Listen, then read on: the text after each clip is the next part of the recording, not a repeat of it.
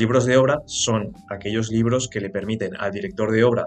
y al coordinador de Seguridad y Salud de la obra realizar las anotaciones correspondientes y que quede registrado de cara a inspecciones u otros intervinientes que estén interesados. Hasta ahora enviábamos los libros de forma física por correo a aquellos colegiados que visaran nombramientos de directores de obra, ahí enviamos los libros de órdenes, y a los colegiados que visaban coordinaciones de seguridad y salud y por tanto ellos eran los coordinadores, enviamos los libros de incidencias. Este es el aspecto que tiene, este es un libro de incidencias, donde tienes una primera página con los datos, con diferentes informaciones relevantes de la obra, y después tienes pues, las diferentes páginas para hacer las anotaciones.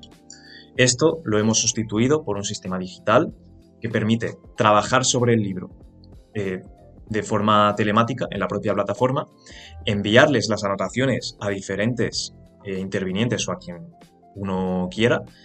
descargar el libro de forma ilimitada todas las veces que se necesite y que además esté disponible siempre en esta plataforma, es decir, no lo puedes perder, al contrario que con un libro físico que sí que lo puedes perder. Este es un proceso posterior al visado o bien del nombramiento de director de obra o de coordinación de seguridad y salud.